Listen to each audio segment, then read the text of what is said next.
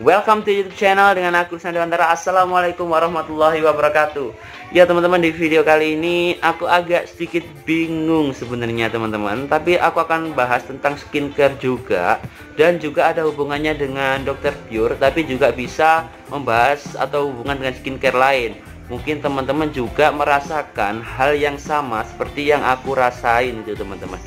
Dan di sini aku juga meminta saran gitu teman-teman. Apabila memang teman-teman memiliki masalah yang sama dulunya, lalu akhirnya bisa sembuh gitu teman-teman. Jadi aku minta solusi juga. Jadi kita di sini sama-sama sharing teman-teman.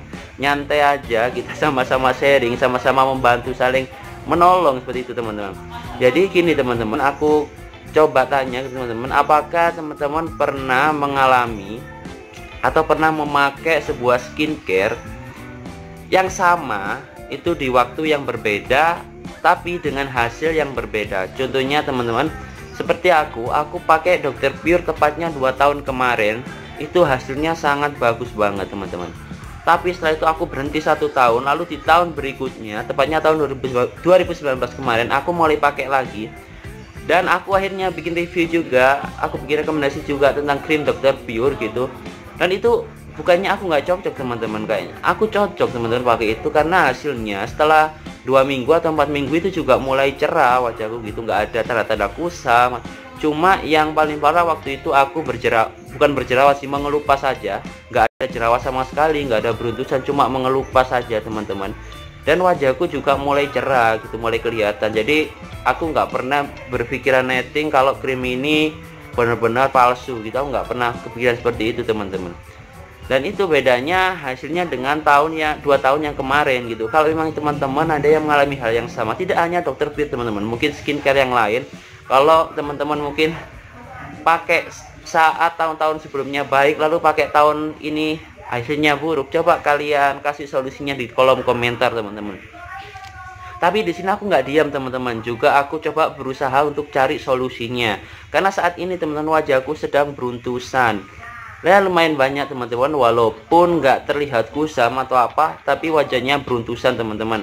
Dan aku juga udah berusaha untuk yang ngatasin dengan facial foam yang direkomendasiin juga oleh teman-temanku, oleh adikku juga. Jadi aku coba pakai gitu teman-teman. Aku juga lagi tunggu hasilnya gitu, apakah cocok atau enggak. Lalu gini teman-teman, buat teman-teman semua yang mungkin punya saran atau hal yang sama, silakan kalian langsung ketika jadi kolom komentar teman-teman. Tapi aku udah cari solusinya. Ini ada 3 yang udah aku dapatkan, 3 kemungkinan teman-teman yang bisa menyebabkan hal seperti itu bisa terjadi gitu teman-teman.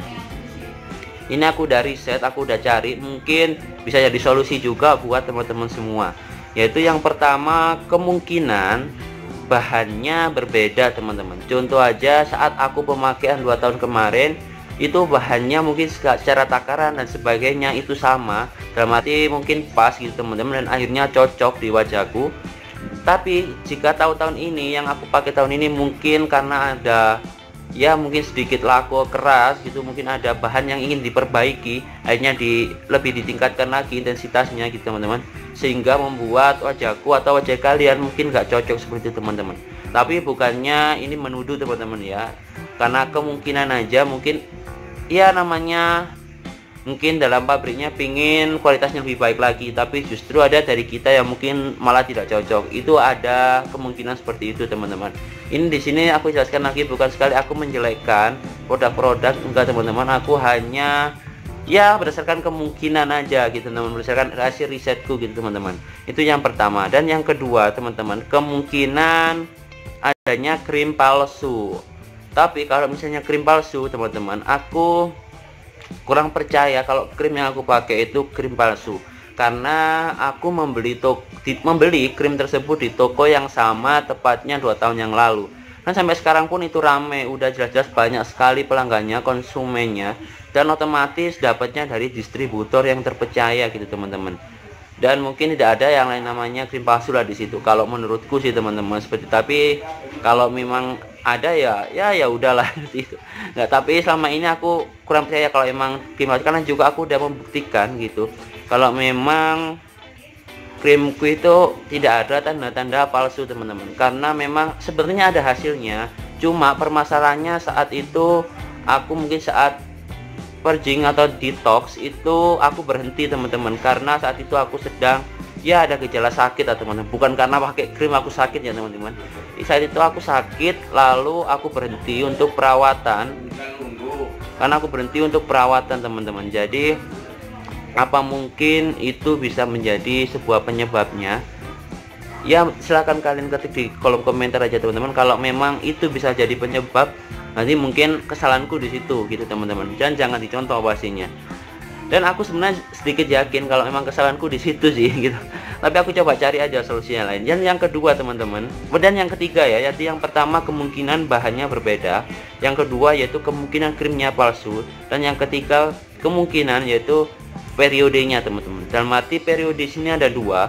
Yang pertama yaitu kadaluarsa, juga ada yang namanya PAO teman-teman, periode after opening teman-teman. Jadi biasanya ada contohnya, nanti aku akan kasih gambarnya juga.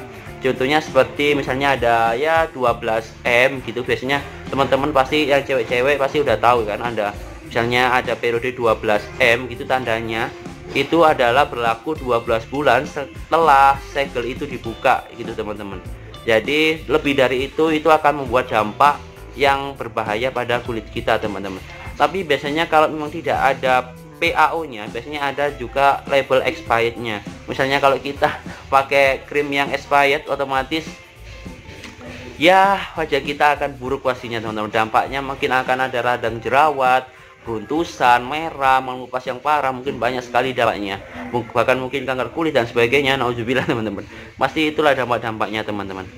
Jadi kemungkinan yang aku takutkan itu adalah antara tiga itu teman-teman. Kemungkinan bahannya yang berbeda, kemungkinan krimnya palsu, dan periode kadaluarsa atau PAO nya aku belum pernah lihat teman-teman.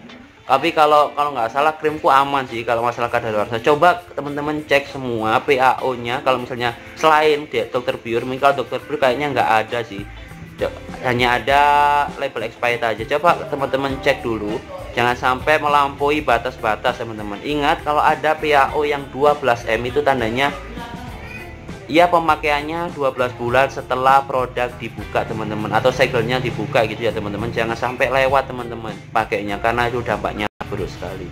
Ya mungkin cukup sekian teman-teman, karena tadi emang sebenarnya nggak pingin gitu aku share seperti ini, tapi kayaknya aku takutnya ada juga yang merasakan hal yang sama gitu teman-teman. Jadi kita sharing aja di sini. Buat yang ngerasain hal yang sama, silahkan langsung di kolom komentar kalian masukin. Dan buat kalian mungkin yang punya solusi juga, kenapa nih aku akan tanya nih, kenapa kok bisa kayak gini, mungkin kalau ada solusi silahkan kalian ketik juga di kolom komentar. Tapi aku sekali lagi jelasin kalau produk ini tetap aman teman-teman, karena belum ada yang mengatakan kalau produk ini nggak aman gitu teman-teman. Silakan buat yang kemarin aku rekomendasi tentang Dr. Pure itu tetap baik teman-teman, asal krimnya yang asli gitu teman-teman, dan cocok sama wajah kalian. Jadi seperti itu ya. Mungkin cukup sekian teman-teman. Mohon maaf kalau misalnya banyak kata atau kekurangan di video ini gitu karena tiap manusia tidak ada yang sempurna gitu, asik. Jadi langsung aja teman-teman, kalian tekan tombol subscribe-nya, bantu aku untuk mencapai 1000 subscriber. Dan mohon maaf kalau misalnya selama video-videoku berlangsung aku banyak sekali kekurangan, dari video yang awal aku buat sampai sekarang aku buat masih banyak kekurangan. Aku mohon maaf teman-teman.